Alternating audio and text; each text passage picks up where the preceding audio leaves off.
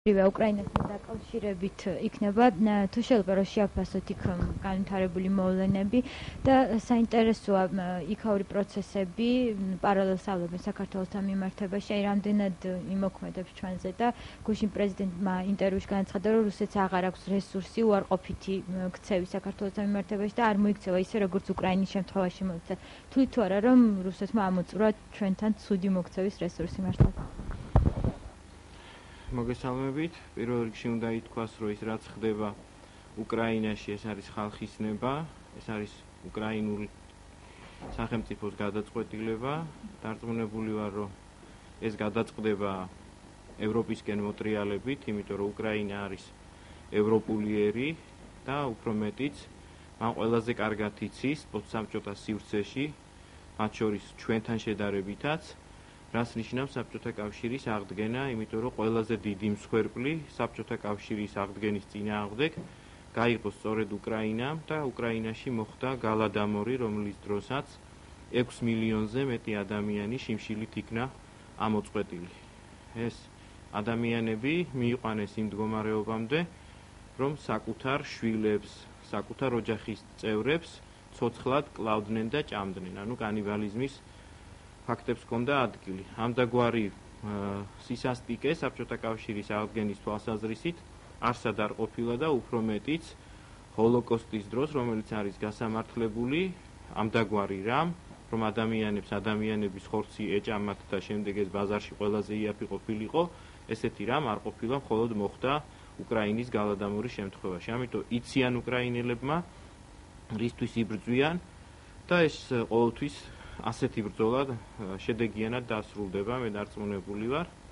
ამასთან ერთად აუცილებლად უნდა ითქვას, რომ ის რაც ხდებოდა უკრაინაში აუცილებლად უნდა მოხდარიყო, გულისხმობ ხელისუფლებაში პრორუსული ძალების მოსვლას, იმიტომ რომ ასეთ შემთხვევაში იქნებოდა მუდმივი ნოსტალგია, რომ მოსულიყო პრორუსული ძალები, მაშინ მოგვარდებოდა სიტუაცია რუსეთთან, რუსეთი გაზზე შეამცირებდა ფასს, ნავთობზე შეამცირებდა ფასს, ეკონომიკა გამოსწორდებოდა და ასე შემდეგ.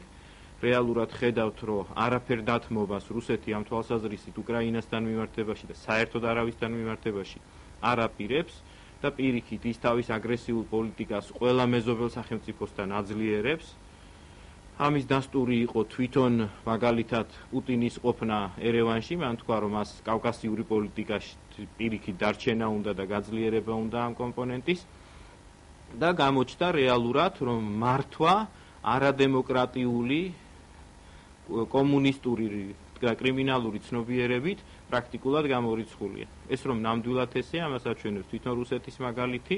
რუსეთი ასეთი მდიდარი ქვეყანა არის წარუმატებელი ქვეყანა, მაშინ როდესაც ის სახელმწიფოები, რომლებმაც ამას თავი დააღწიეს, მაგალითად ბალტიისპირეთის ქვეყნები, აღმოსავლეთ ევროპის ქვეყნები არიან წარმატებული ქვეყნები. ამიტომ აქ არ არის უკრაინაში მარტო ეთნიკური მომენტი, გულისხმობ რუსულენოვან მოსახლეობას, აქ არის მენტალური პრობლემაც და ამდაგვარი მენტალური პრობლემა არის ჩვენთანაც, როდესაც ისევ საუბრობენ რაღაც 37-მანეთიან გადაფრენებზე რუსეთში და ასე შემდეგ და ეს რეალობას მოწყვეტილია. რაც შეეხება ამ საკითხების გადმოტანა საქართველოსთან მიმართებაში, აი ეგ ნამდვილად კარგად გამოჩნდა, უბრალოდ დღევანდელი პრეზიდენტი მარგველაშვილი არ ამბობდა იმას თუ ვინ გააკეთა ყველაფერი ეს და ეს არის მისი წინამორბედის მიხეილ სააკაშვილის დამსახურება, რომ ყველაზე კრიზისულ სიტუაციაში თქვენ გახსოვთ, როდესაც გაზსადენი ააფეთქეს, როდესაც ელექტროენერგია გაგვითიშეს, ყველა გადაწყვეტილება იყო მიღებული ოპტიმალურად და ჩვენ გვაქვს დივერსიფიცირებული ენერგოსისტემა და გაზით მომარაგება.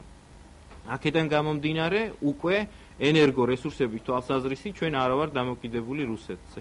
როდესაც ემბარგო იყო რუსეთის მხრიდან, ამანაც რეალურად აჩვენა, რომ მოხდა ბაზრის დივერსიფიცირება და ასეთ შემთხვევაში ამ ეკონომიკური თვალსაზრისითაც არა ვართ რუსეთზე დამოკიდებული. მეტიც თქვენ ახან ინტერვიუ ახსენეთ, მე მეგონა მარგველაშვილი იყენებდა ნაციონალური მოძრაობის არგუმენტებს, როდესაც ომთან დაკავშირებით მას ჰქონდა უკვე სხვა პოზიცია, ვიდრე მას ჰქონდა მანამდე. ის ამბობდა, რომ ამ ომის შედეგად წააგო რუსეთმა, რუსეთს საერთაშორისო დონეზე აქვს სერიოზული პრობლემები, საქართველოს ტერიტორია არის ოკუპირებული, ამას აუცილებლად მოყვება დეოკუპაცია. ასეთი საუბრის სტილი მე ადრე მარგველაშვილისგან არ მსმენია. თუ მას ერთმა ვიზიტმა უშველა ვილნიუსში იმ საზოგადოებასთან, რომელთანაც იზღებულობდა მონაწილეობას, მაშინ ასეთი ვიზიტები მისთვის არის სასარგებლო და ხშირად რო წავიდოდეს, კარგი იქნება, ანუ მან პრაქტიკულად გაამართლა ყველა ის პოზიცია, ოღონდ არ ასახელებდა სახელს და გვარს, მიხეილ სააკაშვილს და მის გუნდს. ამის პრობლემაც არ არის, მთავარია სწორი გზა იყოს, მისწრაფება იყოს ევროპისკენ და ამასთან კიდე ერთი ფაქტორი, რომელსაც ვერავინ ვერ აუვლის გვერდს და აქ ამ მენტალურ და მეხუთე კოლონას და იმ ეგრეთ წოდებულ პოლიტპატიმრებს, რომლებიც გრუზ და ფსბ-ს თანამშრომლები არიან, მათ არ აქვთ რეალური შანსი შეცვალონ პოლიტიკური კლიმატი საქართველოში და ამას ასევე ჩატარებული რეფერენდუმი უწყობს ხელს, სადაც ცალსახად წერია და ეს არის საქართველოს მოსახლეობის უმეტესობის 80%-მდე მოსახლეობის მოთხოვნა, რომ ჩვენ ვიყოთ ევროკავშირის წევრი და ამას ვერანაირი ხელისუფლება ვერ შეცვლის. ბერკეტი მაგ პრაქტიკულად გამოცვლილი აქვს ენერგეტიკული საბაზრო და ასე შემდეგ და ის საშიშროება, რომ ამ ხრივ რუსეთმა რაიმეზე წოლა განახორციელოს საქართველოზე, ამის პრაქტიკული შანსი არ არსებობს გარდა იმისა, რომ ამ ხელისუფლებას აქვს უნიათო მიდგომა და კაპიტულანტური მიდგომა რუსეთის მიმართ.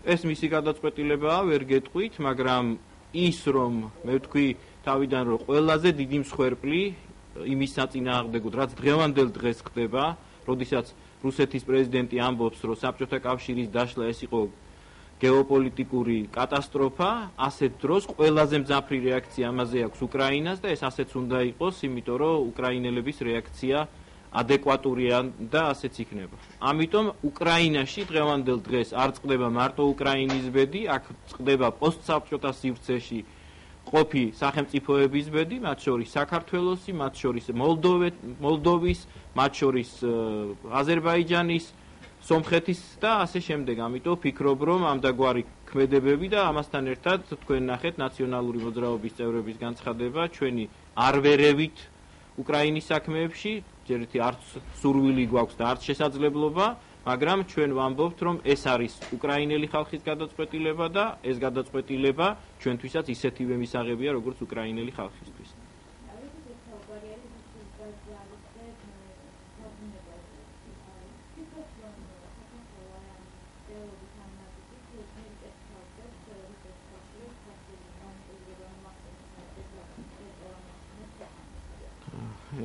ზოგადად პრობლემა ამ ხელისუფლებას სერიოზული აქვს, აი შევხედოთ რატო სურს ასეთი რაღაცეების გაკეთება. პირველ რიგში მაგალითად ხშირად იხსენებენ მათთვის ავად სახსენებელ 9 წელს და მე შემიძლია გითხრათ 2003 წელს, როდესაც ჩვენ ხელისუფლებაში მოვედით, მაშინ რა ბიუჯეტიც ჩვენ გქონდა 2 მაგდენი ბალის აღებას აპირებს დღევანდელი ხელისუფლება. ანუ ჩვენ რაც ბიუჯეტი დაგვხვდა 2 მაგდენი ვალი უნდა დღევანდელ ხელისუფლებას აიღო.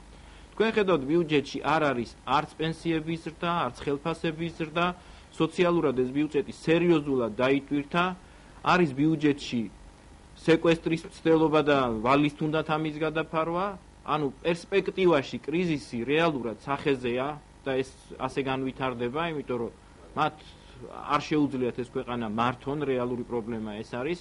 ამასთან ერთად რუსეთთან არის სერიოზული პრობლემები, იმიტომ რომ რუსეთს კაპიტულანტური მიდგომის შემთხვევაში მანდა კიდე უფრო ეზრდება და მისი მენტალიტეტი პუტინის არ შეცვლილა და მან ერევანში ვიზიტის დროს ეს კიდე ერთხელ დაადასტურა. ამიტომ ვფიქრობ, რომ ეს პრობლემები რეალურად იქნება. მაგრამ ბაზრის ათვისების თვალსაზრისით, ანუ იმდენ ხანში რა ხანშიც უნდა მოხდეს ხელმოწერა, უბრალოდ ბაზრის სეგმენტი ვერ იქნება პროცენტულად იმდენი, რაც არ უნდა მოინდომოს რუსეთმა და დღევანდელმა ხელისუფლებამ, რომ ამან ზეგავლენა მოახდინოს ქართულ ეკონომიკას. მაგრამ აქ შეიძლება იყოს სხვა ტიპის პრობლემები, ამ ტიპის პრობლემები არის სახეზე ბრჭყალებში სამართლიანობის აღდგენის ცდელობა და შიგნით დესტაბილიზაციის შემოტანა და ეს სტრუქტურები გააქტიურდნენ, იმიტომ რომ ეს ევროპული გზა გამოიკვეთა და ამაში სრული მხარდაჭერა ერთიანია გარკვეული პოლიტიკური სპექტრი, ეს იქნება ერთი მიმართულება. მეორე არის ის, რომ საოკუპაციო ხაზზე თქვენ ხედავთ, იმიტომ რომ რუსეთთან პრაქტიკულად პირისპირ დაიტოვეს თავი და ასეთ შემთხვევაში ეს საოკუპაციო ხაზის გადმოწევა დღითი დღე ძლიერდება და მექანიზმები ამ თვალსაზრისით ამ ხელისუფლებას არ აქვს, იმიტომ რომ თვითონ ამბობდა, რომ ამ ომში იყო დამნაშავე საქართველო, თუმცა დღევანდელ გუშინდელ ინტერვიუში სხვანაირად საუბრობს მარგველაშვილი. მაგრამ ეს სტილიც ამ ხელისუფლების რო ხან ერთს ამბობენ და ხან მეორეს, ესეც ჩვეულებრივი ამბავია. მე შემიძლია თქვენთან ერთად გადავამოწმოთ სხვათა შორის, ნახოთ მათი გამოთქმები სოჩის ოლიმპიადასთან დაკავშირებით. ეს ხო არ იყო ძალიან 1 და 2 წლის წინ, სულ ეხლა ხანს 1 თვის წინ, თვენახევრის წინ, ნახეთ მათი პოლიტიკოსების, მინისტრების გამოთქმები, რომ რა მოხდა მერე ვიღაც მეჩირაღნის გულისთვის, რატო არ უნდა წავიდეთ, ეს პოლიტიკა და სპორტი ერთმანეთს არ უკავშირდება, ჩვენ უნდა გამოვიყენოთ რუსეთის ეს სიტუაცია ჩვენ დასასარგებლოდ ცოტა წარმოუდგენელი იყო. დღეს ლაპარაკობენ აბსოლუტურად სხვას, რომ ოლიმპიადაზე არ უნდა წავიდნენ, ეს ამის გაკეთება არ შეიძლება და მეუბნებიან სპორტსმენებს, რომ ისინი წავიდნენ ოლიმპიადაზე. თუ არ შეიძლება ეს ხელისუფლებისთვის იმის გამო, რომ რუსეთმა აქ დანაშაული ჩაიდინა, მაშინ რატო შეიძლება სპორტსმენისთვის? ისიც ხო ამ ქვეყნის შვილია და ამ ქვეყანას უნდა წარმოადგენდეს იმ ოლიმპიადას. მაგრამ მაინც და მაინც სპორტსმენს თუ უნდა მონაწილეობა, უნდა მივიდეთ იქამდე, რომ მან მიიღოს ოლიმპიური დროში და არა საქართველოს სახელით. აი, ამაზე უნდა მივიდეთ და მე დარწმუნებული ვარ, რომ როდესაც იქნება აი ესეთი ზეწოლა, როგორც ჰქონდა ოლიმპიადასთან დაკავშირებით, ხო? ყველა დებატებში, პრესკონფერენციებზე ამაზე ჩაერთო არასამთავრობო სექტორი, ყველა თქვენთაგანი ინტერვიუებით, სტატიებით და ასე შემდეგ და ამ ხელისუფლებამ უკან დაიხია. მან ძალიან კარგად იცის რა უნდა ხალხს, ამიტომ ამას წინააღმდეგობას ვერ უწევს. აი ესე თანმიმდევრულად უნდა ვაიძულოთ, რომ მათი პრორუსული კურსი იქნეს ჩაკეტილი, მათი პრორუსული მიდრეკილებები და კაპიტულანტური მიდრეკილებები იქნეს ჩაკეტილი და ჩვენ მივიღოთ რეალური შედეგი, რომ ჩვენი სახელმწიფო დავაყენოთ ფეხზე. ამისი შესაძლებლობა ნამდვილად გვაქვს, ამისი სახელმწიფოებრივი პოტენციალი ნამდვილად დატოვა ჩვენმა ხელისუფლებამ და ამის გრევის საშუალება არ უნდა მივცეთ დღევანდელ ხელისუფლებას.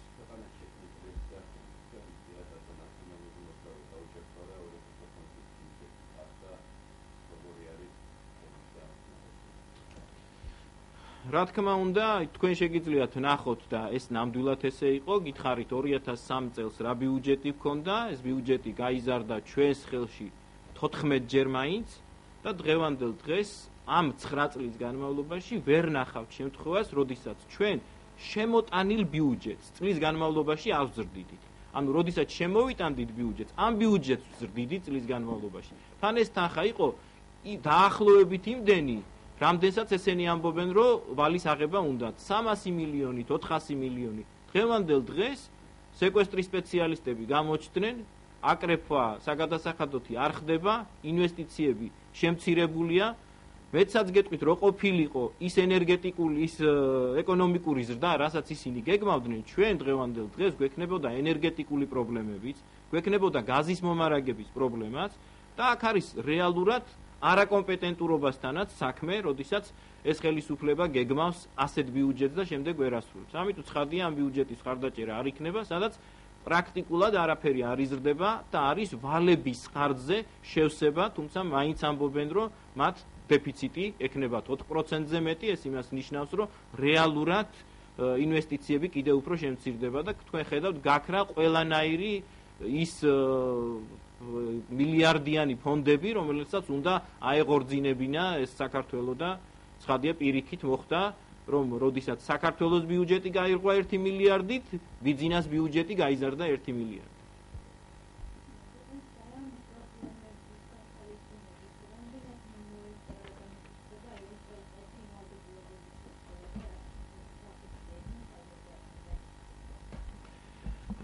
ერთი რეალობა ცხადია, რომ უამრავი საქმე გაკეთდა სახელმწიფოებრივი თვალსაზრისით. ჩვენ ვართ საკმაოდ წინ და მეორე არის ის, რომ არის გამოკვეთილი ოპოზიცია, რომელიც არ დაუშვებს და ამის ნათელი მაგალითი იყო ოლიმპიადაზე, თქვენ გახსოვთ რა ტალღა აგორდა, მეორე მაგალითსაც გეტყვით, ამის მაგალითი იყო კანონიში ცვლილება ოკუპირებულ ტერიტორიებთან დაკავშირებით და გვიმტკიცებდნენ, რომ ეს მაგალითად ცხინვალის რეგიონში და აფხაზეთში მცხოვრებ ადამიანებს შეუწყობდა ხელს. მერე გაირკვა, რომ რუსებისთვის კეთდებოდა, მერე ასე შემდეგ და ეს პროცესები შეჩერდა. იმიტომ რომ ასეთი მძლავრი ოპოზიცია აქ საქართველოს რეალობაში ამ 20-22 წლის განმავლობაში რეალურად არ ყოფილა. მეორე არის ის, რომ მისწრაფება საქართველოს მოქალაქეები, მენტალურად საქართველოს მოქალაქეები ევროპელებზე უფრო ევროპელები ვართ. ამიტომ ჩვენ ეს გვეკუთვნით, ამაზე რეფერენდუმი გვაქვს ჩატარებული, ეს მოთხოვნა რეალურია, ამის უკან დახევას ამ საკითხთან დაკავშირებით არავინ არ აპირებს, უფრო პრობლემატურ რეგიონში თქვენ ხედავთ უკრაინაში რა მოყვა ასეთ რაღაცას და ცხადია ასეთი რაღაცის გამოკვეთილად ხელისუფლების მიერ დაყენების შემთხვევაში მოყვება ის, რომ ეს ხელისუფლება შეიცვლება მყისიერად იმავე დღეს.